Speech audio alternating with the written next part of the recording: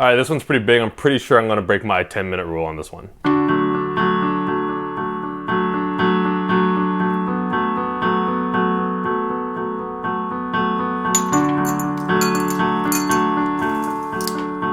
When I started the vlog, for a really long time, I've been wanting to do this specific video. Actually, even before the vlog, I wanted to do this specific topic. And that topic is The Lion King. Yeah, I want to talk about why The Lion King is the greatest movie of all time. This all goes back to when Lion King was released. So if we go back, I just looked it up on the internet that The Lion King came out in 1994. Now this was around the time, this was pretty much like Disney's 2D heyday. I mean, it probably kicked off all with The Little Mermaid, I think was probably the first really big one.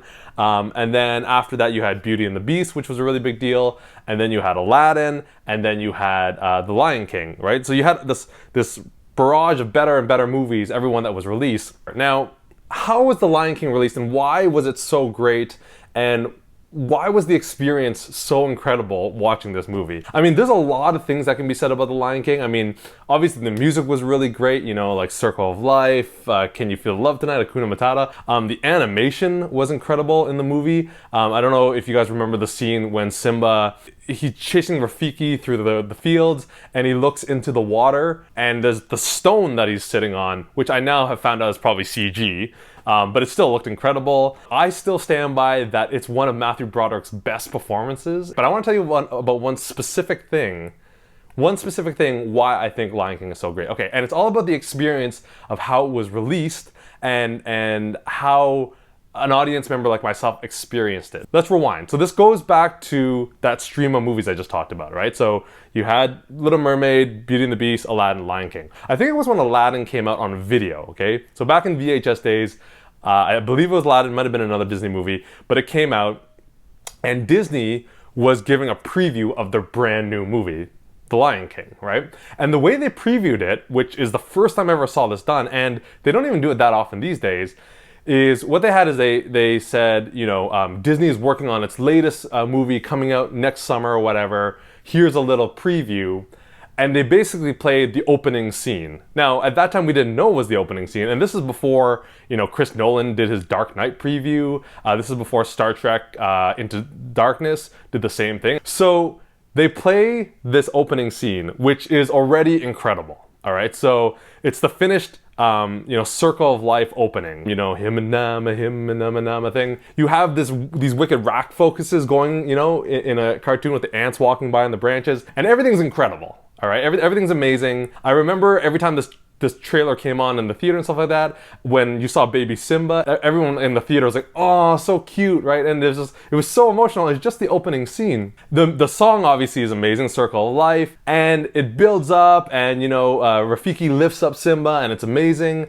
And the whole thing ends with that big thump. The circle of life, thump, right? And it ends on The Lion King, you know, black screen, red text, The Lion King, and then it's like coming in summer of 1994 or whatever the release date was. Already, the marketing was crazy. Like that was like mind-blowingly good, right? And you get really excited about this movie that's about to come out. So then what happens? Okay, so then whenever the first time that came out, again, you know, like months pass and you see this trailer over and over again and people are getting warmed up and what's happening in here subconsciously is there's this conditioning of the mind where people are starting to learn the song and they're learning the intro and they're really learning it. And by the way, at this point, it's still not evident that this is the opening of the movie. This is just, wow, this is a cool song. It's going to be featured in the movie somehow. We don't know what, okay? And then Lion King comes out in the theaters and we go to see it. So you go to see this movie, you sit down in the theater, they start the movie, okay? Walt Disney, you know, the castle comes up or whatever, and the thing starts. And this is the first time you realize that, oh, this is the opening of the movie, exactly how it was previewed. So you see this song play out exactly how you remember it, and you're thinking, wow, this is really great, this is really great. And I know this song now, you're probably humming it in your head, and it looks gorgeous on the big screen. And then the thump happens again, The Lion King. You know, and then it cuts into the actual movie when Scar, there's a mouse running around and Scar steps on it, and the whole movie plays out. So already we're already, it's almost like seeing, you know, your favorite band play their favorite song. We're already so amped up, and then the movie plays out, and it's incredible, right? The story is amazing. Jeremy Irons' Scar is amazing. You get that really sad moment when Mufasa dies, and it's crazy, right? And it's really, really good. But the best movie experience ever comes at the very end of the movie. Now you have to remember, again, up until now we're being conditioned with this preview and this song, and it's going on, right? In our heads, we know it by heart. So what's happening is we get to the very end, okay? In the very end, Simba, you know, kills, not kills, oh, maybe kills. I think Scar maybe dies. He gets rid of Scar, and he's about to take his leadership of King of Pride Rock again. So we have the score playing, and already, I mean, the score is so good already. I think Hans Zimmer did it. The score is amazing, and it's playing, and Simba is starting to walk up Pride Rock, right? And then the most incredible thing in your mind happens, and the most amazing movie experience happens. He's climbing up Pride Rock, and the score turns back into Circle of Life. I mean, again, in your head, you've been conditioned, and you know this song, and you've seen it play out over the last year or so, and you're like, oh my God, they're going to end on Circle of Life again. This is really amazing. So then what happens is Simba starts climbing Pride Rock, okay? All the lionesses are bowing down to him. Pumbaa and Timon are bowing down to him, and the score is building and it's swelling, and already you're so emotional because this movie is so amazing to begin with. And like I said, the score turns back into Circle of Life. And it's not that long, okay? I believe it kicks in at the line like, till we find our place. Till we find our place for the path unwinding. And it's building up and it's getting really big, okay?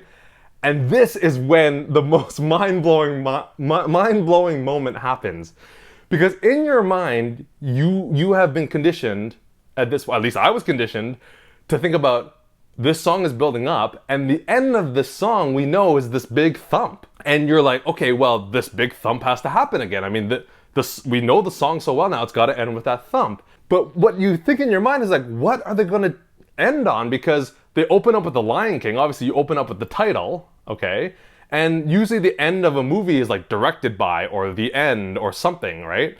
You know, this kind of like, we don't know what's going to happen. So you're thinking in your head, as this song is swelling, you know, Circle of Life, you're thinking in your head, oh, what are they going to put at the end? The thump is going to be probably the end. That's maybe the most logical conclusion, especially for movies at that time. It's going to be the end. You know, maybe a weaker version would have been directed by, right? And what happens is it builds, it swells, you know, in the circle, right? The circle of life. Boom! And you know what they do? They don't put the end. They don't put directed by. They put the title again. They put The Lion King, which is like so mind-blowing at that point. It's crazy. Like, this is the first time this had been done. Now, again, like since then, since 1994, obviously a lot of things have done this. I mean, Lost has done it. Lost ends with Lost. You know, every episode ends with Lost. And like, you know, movies sometimes don't even show the title in the beginning. They just show it at the very end. The fact that they did this back in 1994, where The Lion King opens and they show The Lion King at the end, is just like, oh my God, what an ending. And then you're just like, forget it. That's it. This is the greatest movie ever. That is why The Lion King is the best movie ever.